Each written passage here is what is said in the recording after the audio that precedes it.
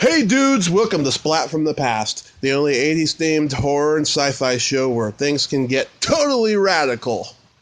Now today I will be welcoming one of the most talented and funny actresses of all time, Kimmy Robertson.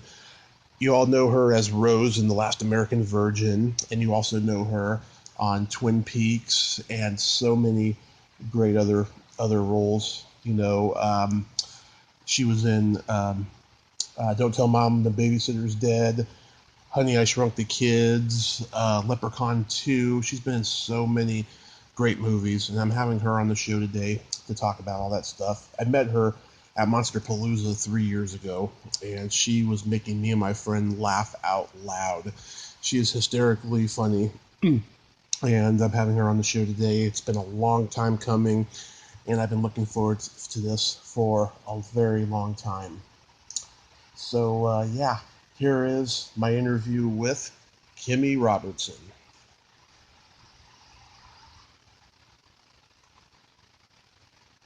Hello. Hey, Kimmy, welcome to the show. Hi, Tommy. How are you today? I'm good. How are you? Oh, I am just spectacular. This is such an amazing honor. Thank you for taking the time today. No problem. Yes. I'm sitting in a parking lot, and I'm going to go get in the car. Does it matter if I put you on Bluetooth? Oh, no, that's perfect. Then I'll be home, and then we can sit in the front yard. Just telling you. I mean, nobody cares about that, right? Oh, no. People talk to me when they're out all the time. So, well, going back in time, I was reading that you were originally a ballerina. At what age did that start? I started taking ballet at 4, and when I was 13, my sister took me to an art house to see a movie, and it was Romeo and Juliet, the ballet. And it was a movie that was made in 1963 with Rudolph Nureyev and Margot Fonteyn. Right. And the Royal Ballet with Kenneth McMillan's choreography. And I had never seen anything like that, and I became obsessed with the movie. I saw it 3 times, and back then, when I was 13, there weren't a lot of art houses, so it wasn't easy to see the movie, and they only ever played it once somewhere. But it changed my life, and I became a ballerina in my head. From that minute on, everything I did was about ballet. Every magazine I read, every night when I went to bed, I stretched, I worked on my toes, I tried to wiggle each toe individually, which, by the way, took me 1 year. Then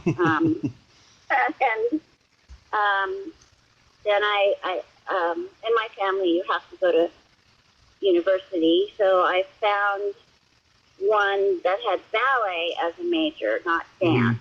And there was only 3 at that time. Juilliard, the one I went to, and some place in Moscow, Idaho. So I went to the one in San Diego because I lived in Los Angeles. And from there, I went into San Diego Ballet, and then I started dancing in little ballet companies. I ended up in a modern ballet company. I got so many wrinkles from laughing every minute of every day. It's so hysterical. The first performance, the woman who's, her name is Minsta Craig, it was her company's pilot ballet. She said, now for our opening night, the LA Philharmonic are coming. Well, it turns out 2 musicians from the LA Philharmonic came. One had a garden hose, which he swung around in the air to make noise. And another one had all types of different gardening tools and a bucket, and that was the music, and we had a really hard time not laughing. Yeah, I can imagine.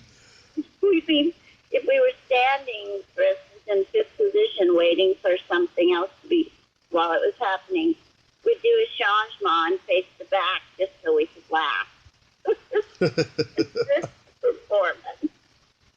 Then I ended up in a company called American Folk Ballet, Mm-hmm. and I was in that for 10 years. Then I got Twin Peaks, and I was too busy. Mm-hmm. So you were on the trajectory of being a professional ballerina, but then acting came in your life. Well, yeah, acting. When I first got in the American Folk Ballet, I was still dancing, and American Folk Ballet. I had just come home from a big tour with Devo, the band Devo, Right.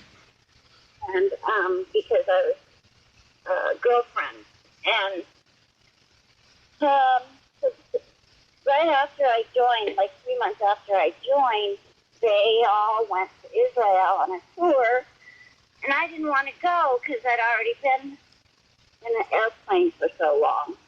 And so they made me work in the office at Post. And the office was, I was a receptionist, and the office was an entertainment office. So there was lawyers and agents and stuff. Yeah. And so I was trying to answer the phones. I had no idea how to do that. Transfer calls.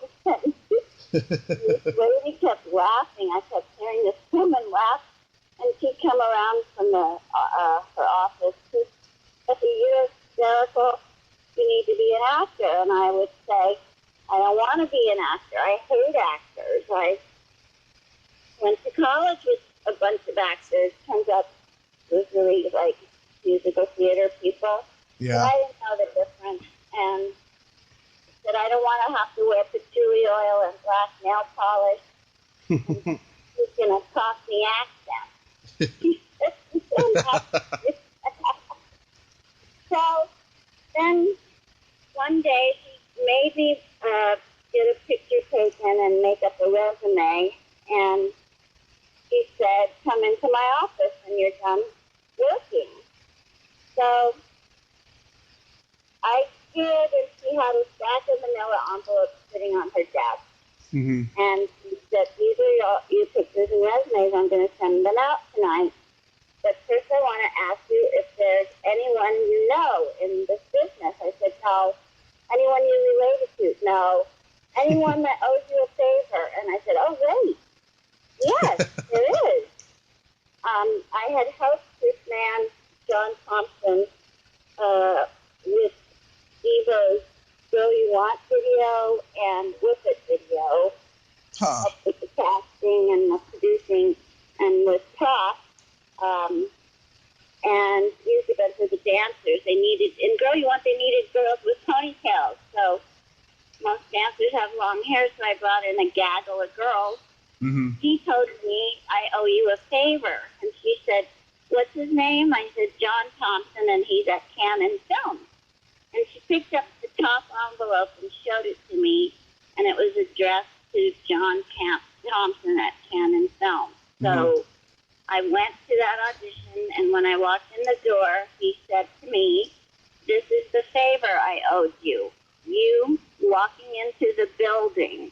That's all I can do for you. The rest is up to you. And I was like, okay, what am I supposed to do? And he said, I don't know. Go and meet Boaz Davidson. He's the director and the writer. And that's what you do. That's your job. And I said, okay. So I went in, and the Boaz Davidson just kept laughing at me. And he, at the end of the meeting, he said, okay, you're hired. And I said, I am? For what? And he said, I don't know, but I'm putting you in my next movie. And that's what happened. Oh, and then to finish the story, the next movie he did was Last American Virgin. So the first time I ever acted was when I came to a party scene and said my line, and the first AD came over and said, all right, Kimmy, now just when we call action, run out, hit your mark, and say your line. And I said, okay. And he went away, and I thought to myself, I wonder what a mark is. So I ran out and I saw a mark on the floor, and I hit it and said my line, and I fell in love with acting.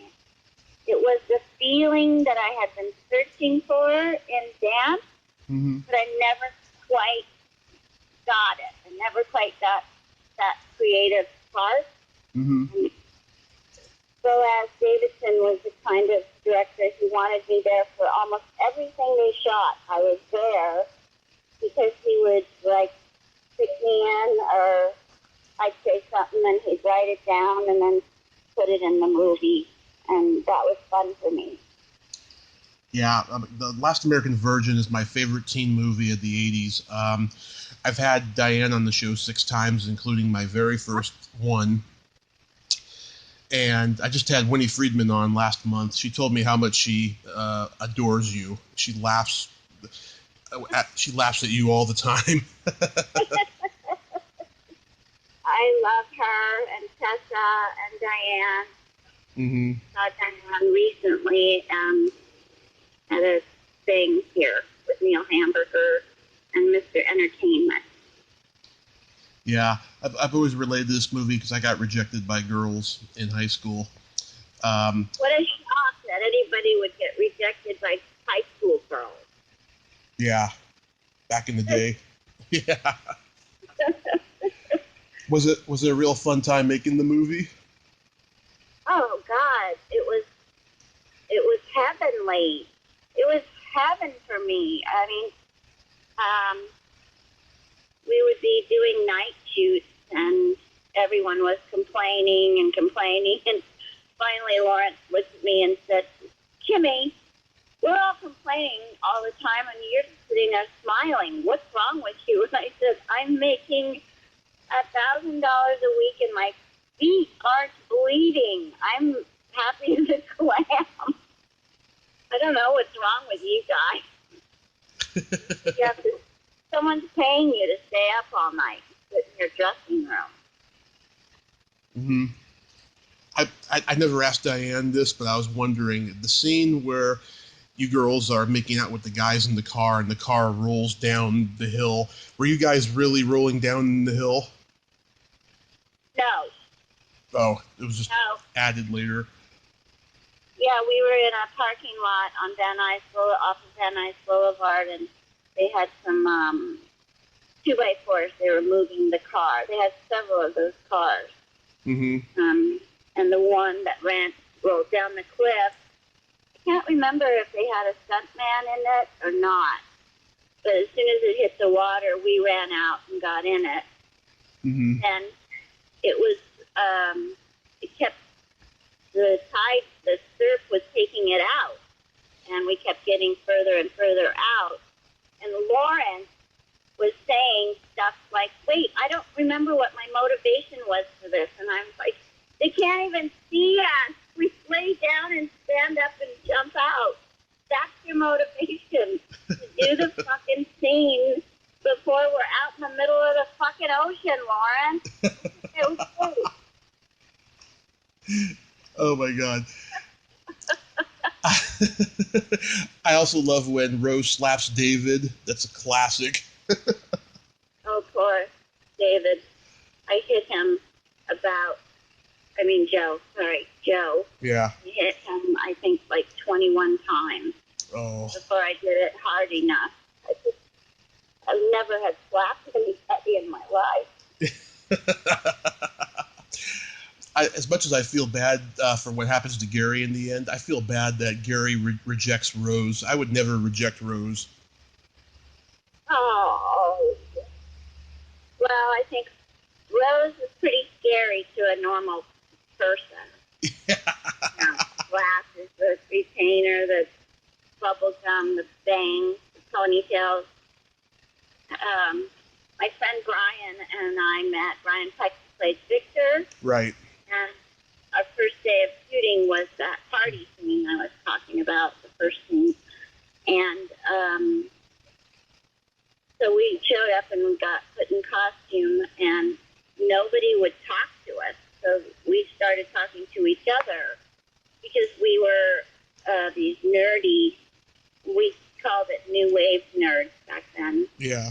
And so we were sort of ignored because everybody thought that, he always had tape on his glasses and cut himself shaving. And it was like, that was the first time I learned that people confuse you, even on the set, with the part you're playing. Mm-hmm. I have 8x10 pictures that I've got from you and Diane of Rose and Karen, and I keep them on my wall next to my bed, and I cherish them. Oh. Yes. Are we in bathing suits? No, it's the pink bubble gum scene. Right. Yeah. That was so fun. I was at a chicken restaurant. Mm-hmm. Yeah, we were there for like 2 weeks. Wow, 2 weeks. The best extras. We had the best extras. Best extras, wow. Yeah, they were so great. And then next you made Bad Manners. Was that next? I can't remember if that was next or Gladiola Girls was next. That was the movie of the week. Yeah. But anyway, I did Bad Manners next. Yes. That was a very bizarre experience. It was bizarre, yeah. Bridget Sienna told me that it was a bizarre experience, but she said she had fun. The cast was really funny. Yeah. Karen Black and Martin Mull were hysterical. And off camera, they were just hysterical. Pamela Adlon. Right, Tammy Siegel. Yeah, back then she was Pam Siegel. Yeah. Well, she was Tammy Siegel for years and years and years. I didn't realize that she turned it into Adlon until her latest show. I know, when I first heard the name, I was like, who's that? And I was like, oh, it's Pamela Siegel. She was very funny, very nice. I did a lot of stuff with her, a lot of animation. Yeah, because you both are heavily into voiceovers. Do you remember anything about when you played a pedestrian in My Mom's a Werewolf? I do. Mm-hmm. Oh, what a disaster that was. Yes. That was something I auditioned for several times, Mm-hmm. a pedestrian, and I went to the set. I had a call back later in the day for Tropicana, Mm-hmm. orange juice, and I told them about it, and they said, "Oh yeah, for sure, you'll get out of here in time." And they excused me. I had done the shots a bunch of times, and I was just hanging around, and I asked the AD if I was excused, and he said yes. Actually, I was just coming to find you, wrap you. And I said, okay. And I said, well, where's the sign-out sheet? And he said, oh, we don't have a sign-out sheet. You can just go. It's fine. And I said, but I need to sign out. And he said, no, we don't do it that way, or something like that. So I said, all right, and I left. Mm-hmm. And then when I got home, let's see, I don't know how many months later it was, I got a call from SAG saying I was going to be penalized for leaving the set. Oh. And I said, what? What are you talking about? What set? And they said, my mom's a werewolf. That's the one you're talking about, or my stepmother's an alien? Which one are we talking about? My Mom's a Werewolf. And he said, no, they excused me. And my whole body immediately turned white. There you go. So I was like starting to get a fever because I was so scared. And also, I have issues with people telling me I've done I'm super, super honorable and trustworthy. It's just a kind of a flaw that I have, and apparently, and so I was freaking out. And I told them exactly what happened. I told them the name of that guy, and I don't remember what ended up happening, but I didn't get penalized. And I think that something turned out that it happened with somebody else or something, so they believed me. But that was very disheartening because I think it was they didn't want to pay me or something like that. Oh, that's not good. That was scary. I learned, but the reason why I wanted to sign out was on Last American Virgin. I learned that you cannot leave the set till you're signed out. And if it's Friday and they come and say, okay, it's 11 o'clock and we're keeping you 2 more hours, you have to say, well, no, that's overtime. Yeah. Oh, it is, they say? Well, yes, it's a weekend as of midnight. So, are you sure you want to keep us that long? I learned right away that you had to watch your steps, because you would get, screwed over, as they say. Yeah, it's like working a real job, You have to punch out when it's time to start and punch out when it's time to go. Yes, and that happened to me on a sitcom I was doing. I went to sign out. It was 2 in the morning, and the sign-out sheet said 11:30 p.m. And I had to stick around for another hour for them to change it before I signed it. Like, I'm not signing that. Yeah, so that happens a lot. Yeah. I did back then. Yeah. Like, my earliest memory of you was when you were in Honey, I Shrunk the Kids. oh, wow. Yeah. That was so much fun. We did that in Mexico City. And they didn't have sync sound in Mexico back then. I have no idea if they do now. But so the crew would be walking around talking and, sawing logs and using electric screwdrivers and cut. They weren't used to sound being recorded at the same time. Yeah. Do people still quote to you, Donald, that man over there is flying? Oh, yes, all the time. And by the way, the guy who played my husband, Mark Taylor, we were out to dinner at our hotel and eating, and I said, we started talking about college, and he said, yeah, well, we went to the same university. I went, we did? Really? I didn't remember. Mark Taylor's a good actor. Is he still working? I imagine he is. I'm assuming that he still works. Yeah. I don't know for sure. Yeah. He and his wife are very lovely people.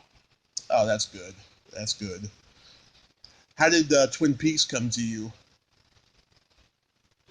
Well, funny, I was out to lunch with Joanna Ray a couple months ago, and she said, do you know how you got called in for Twin Peaks? And I said, well, I can tell you what my agent told me. She said, what was that? And she said, my agent said they submitted me, and that Joanna Ray wanted to meet me. And she said, okay, no, that's not what happened. What happened was I had done a little commercial where I was in an alien costume with Brian Peck. Somehow we got this job through whoever made the alien costumes. They needed people who could act and who were willing to wear these costumes. And we had a daughter who was a human. The director was, damn it, Stanley Donovan? No, a very famous director, Dragati. Mm-hmm. Oh, yeah. Dragati. Oh, yeah, Stan Dragati, yeah. John Array was talking to Stan Dragati at some point, and he mentioned me and said there's this girl, and said a bunch of compliments. This was in the 80s. Mm-hmm. And you need to have her in for something. And so she brought me in for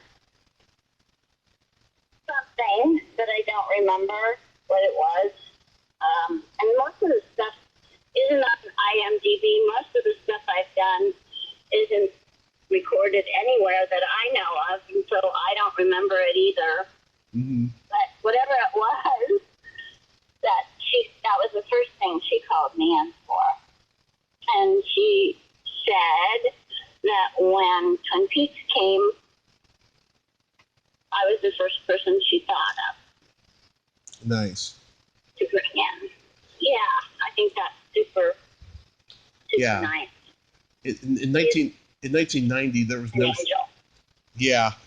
In 1990, there was no show like it. I mean, it left such a cultural touchstone, and then it got canceled quickly. Why did it get canceled?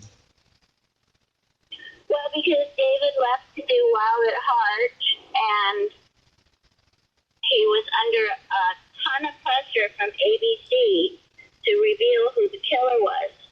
And he never wanted to reveal the killer, ever. Mm-hmm. And so he succumbed to the pressure and did that. And so I think people lost interest. And I think they lost interest because, besides that, the people that came the second season to write and direct were not David Lynch or Mark Frost. And so they were doing stuff that they thought was Lynchian, like using a wide-angle camera lens or turning the camera upside down, just all this stuff that was silly. And I think the audience was much smarter than that. Yeah, well, that's a logical reason, you know. I also think it serves as a good lesson. Never write a show that has a whodunit. Well, that's a great piece of advice, but also that mystery is what people love the most. They want to try and figure stuff out, and it's tantalizing and titillating and stimulating, and and also, if you're David Lynch, make sure you and Mark Frost, make sure you're there the whole time, which is what we did. Yeah. On the return. Yeah. Which do you like better? Yeah. Do you like the original better or the reboot you guys did? I like the first season and the return. Oh, so you like them both? Yeah. Oh, I'm not partial to the second season. Yeah, I like the first and second season the best, personally. I remember during that time, you made a couple appearances on Letterman, and on one of those appearances, you told Letterman that he was really funny when he doesn't say anything.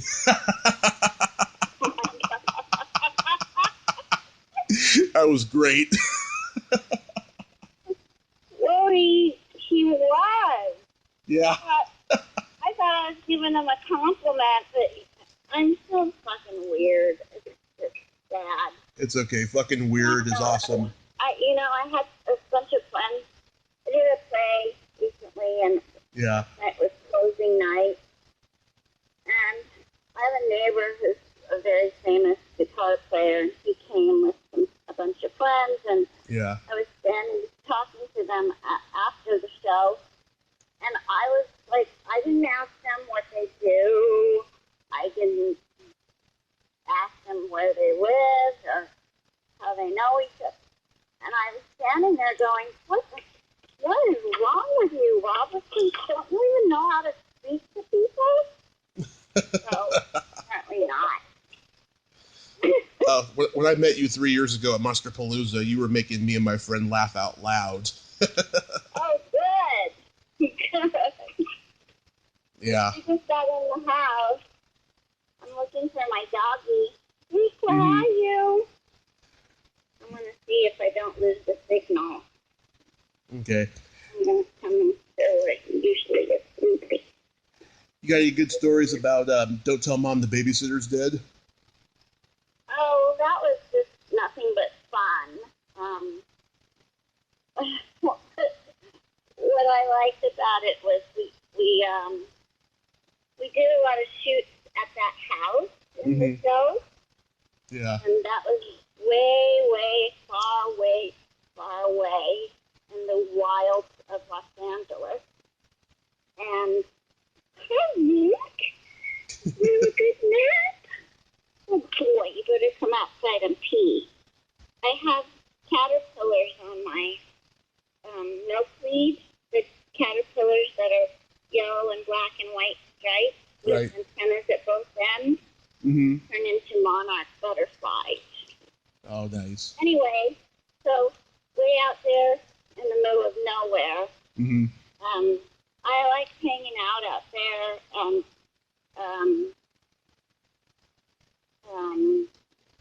at nighttime it was absolutely freezing, so of course I had on a short-sleeved dress. In acting, you're never comfortable. In Twin Peaks, very often it was 125 degrees, and I had on a wool skirt with wool tights and a wool sweater and a wool jacket. But so back to Don't Tell Mom the Babysitter's Dead. I noticed a guy flirting with me all the time. He's like, hey, come over here. I want to play my guitar for you. I said, okay. And it was David Duchovny. Oh. And so I dated him for a short time. And I was dating Kim Schreiner at the same time. And I couldn't decide who I liked better. But then I took David Duchovny's picture to Joanna Ray, and I said, you need to bring this guy in for a general. I really like him. And he has some ideas to run by you. And he really, really wants to be on the show, and he's really magnetic. And she brought him in, and then he was on the show, and then he stopped dating me. Oh. So I found out that in Hollywood, they'll pay you to get on the TV show that you're on. I never knew that was actually possible. I mean, I couldn't figure out why he would want to date me. I would think that he would get, a Tia Leone type for sure. Someone beautiful and successful and all of that. Well, I was right. How did you get to do the voice of Samantha Stanky on The Simpsons? Oh, they called me in when I was famous enough because they kept having me in when The Simpsons was a cartoon on the Tracy Ullman show. And I came in about 3 times to audition for a voice on one of those little cartoons. They always laughed and stuff, but I think they were sort of into stunt casting. Well, everybody is. And then when I was on Twin Peaks, they called me in to do that part.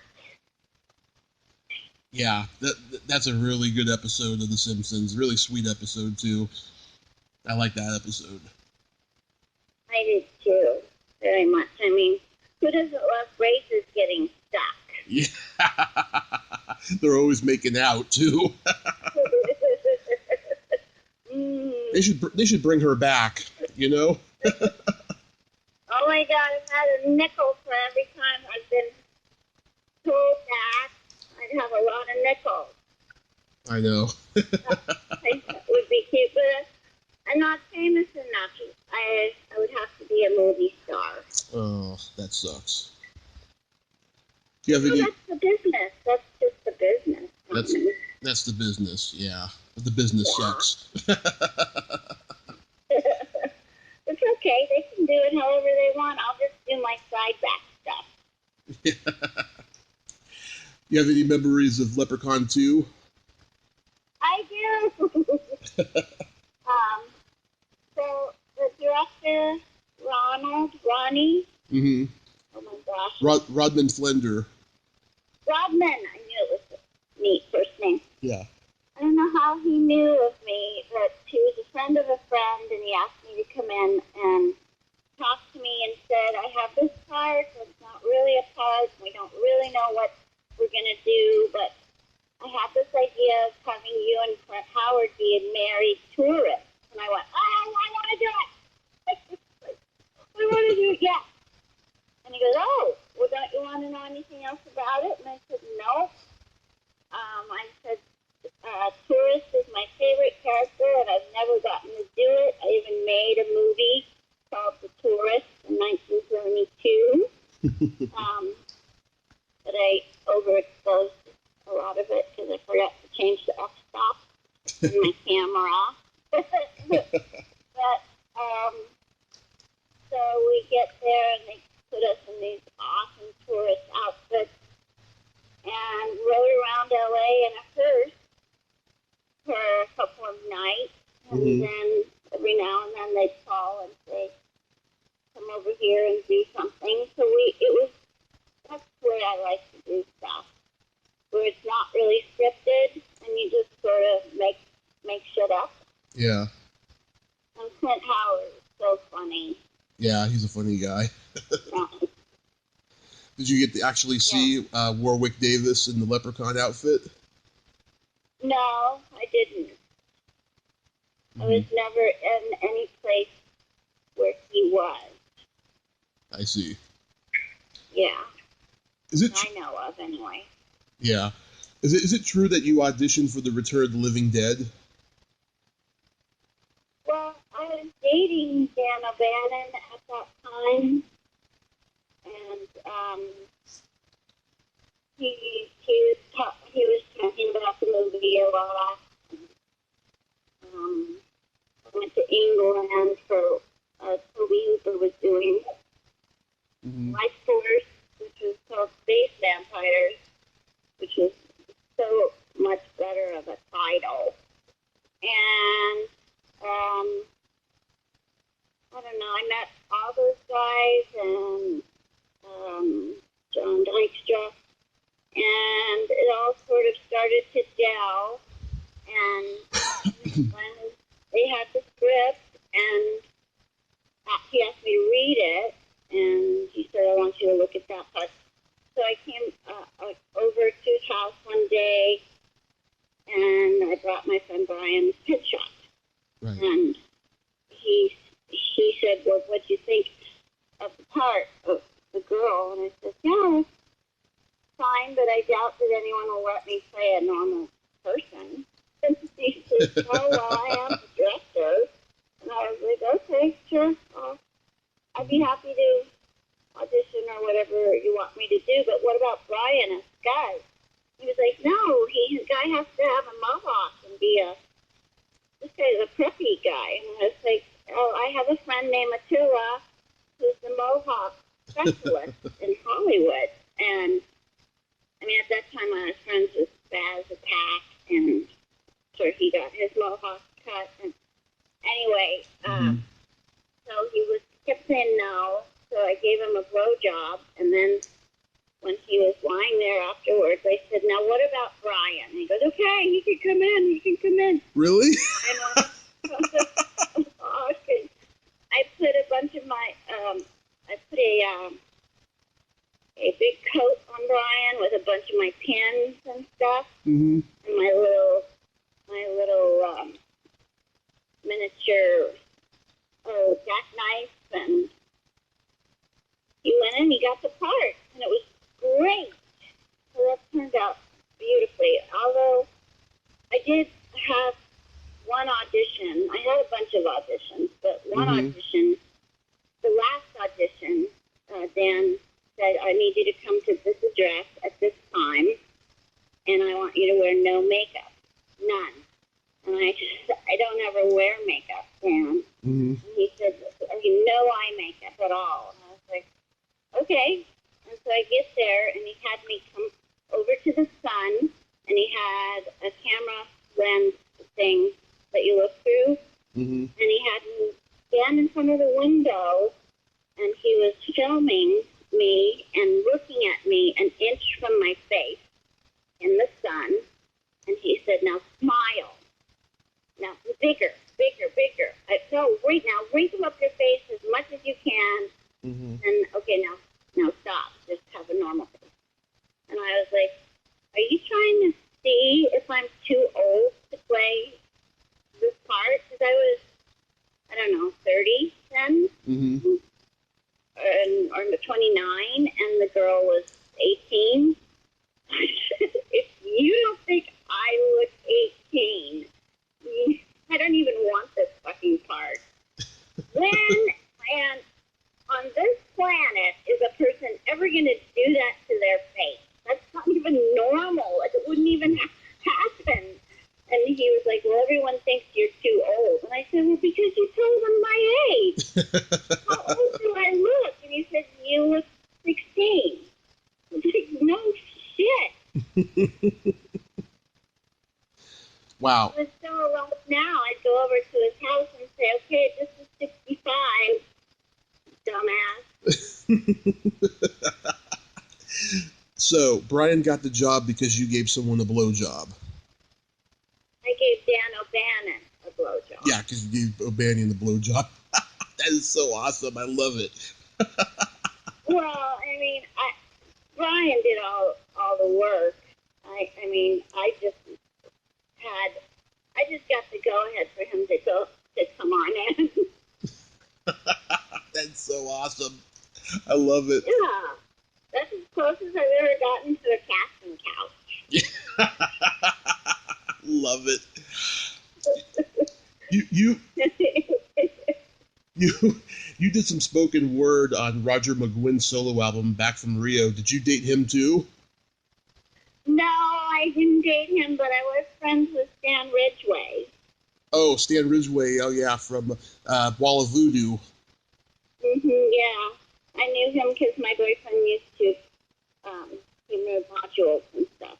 So he worked on everyone's modules and guitars and synths and stuff.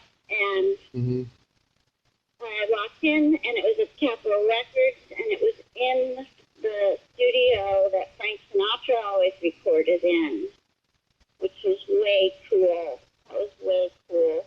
And I got to do it with Stan Ridgway. And my manager just did a celebration of life for Peter Fonda in New York about a month ago.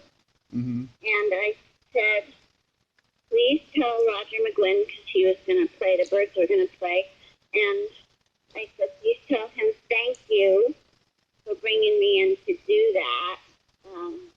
He did it because he was a fan of Twin Peaks and he liked Lucy. Anyway, so she did, and he and his wife both smiled and said nice things anyway. Nice. So that's kind of full circle now. Everything's kind of coming full circle. Try to say that, full circle. Yeah, stay full circle. You got to. So you mentioned you just finished a play. Do you have any other upcoming projects or maybe even convention appearances that you want to plug? No, I did, short films this year and a play. So, don't have anything coming up that I know of. And if I do, I don't remember. And normally I'm not a very good plugger. Mm-hmm.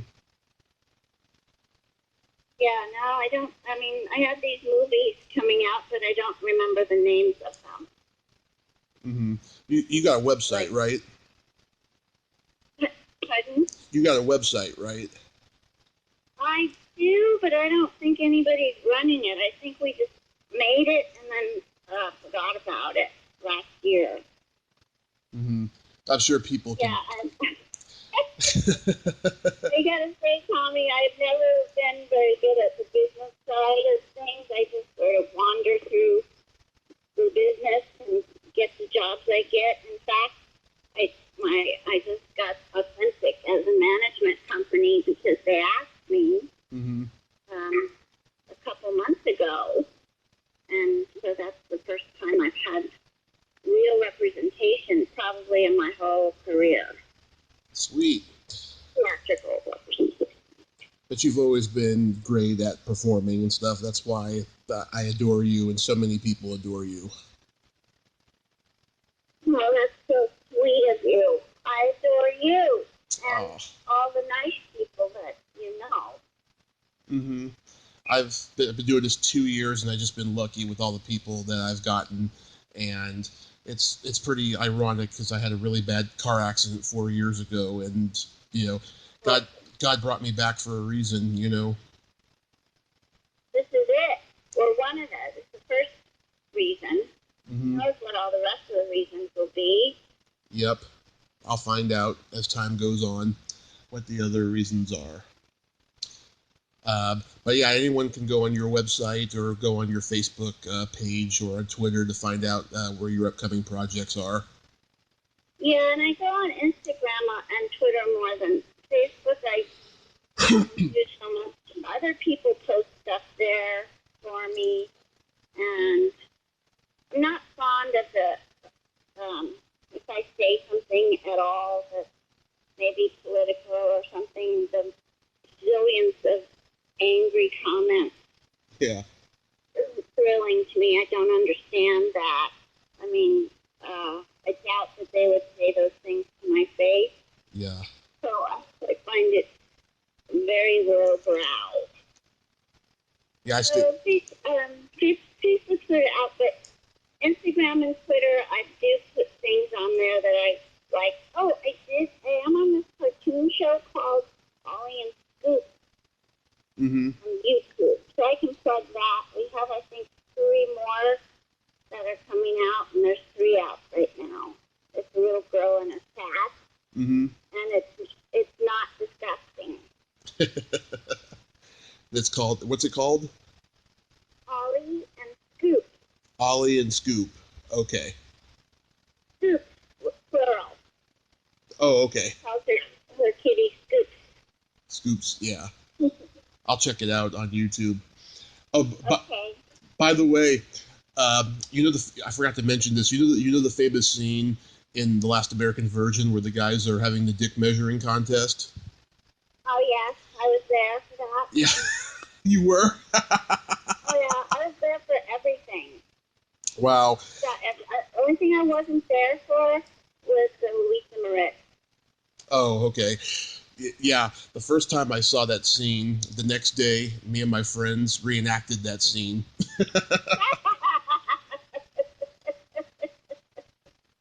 Boaz Davidson was like, this is great. We can do this for when it goes on television, right? No, you can't do that in America. Why not? You don't see anything. Yeah, but it implies too much for American fragile sensibility. Yeah, I used to see it on TBS Superstation late at night when I was a kid, and that scene was always cut. Yeah. Oh, sorry. It was very cute that he thought we could do it. Yeah. Great man. It's a classic, though. So, Kimmy, thank you so much for coming on today. This was just a wonderful honor, and you were just amazing. Thank you, Tommy. Thanks for driving home from the bank with me. My pleasure. Boy, I haven't had to pay taxes for a long time. I like to thank the government for that. Anyway, moving on. Tommy, I really enjoyed talking to you, and thanks for having me. Oh, my pleasure. And maybe, talk again, next year. Yeah, absolutely. Awesome. Awesome. You have yourself a good rest of your day. You too, Tommy. Thank you, and lots of love to you. Thank you. You too. Bye-bye. Bye. Well, there you have it. Kimmy Robertson. Ain't she a sweetheart? Yes, she is, and she is just fucking hilarious. Oh, that blowjob story. Oh, that is just amazing. It's hilarious how she admitted to that. I love it. It's fucking awesome. If you like this video, everyone, please subscribe to my YouTube channel. Add me as a friend on Facebook. Join my Tommy Kovac comedian page on Facebook. Follow me on Twitter and Instagram and all that fun stuff. Well, that's all the time we have this week on Splat from the Past. Until next time, this is Tommy Throwback Kovac saying, there's no shame in living in the past, because the present sucks. Later, dudes.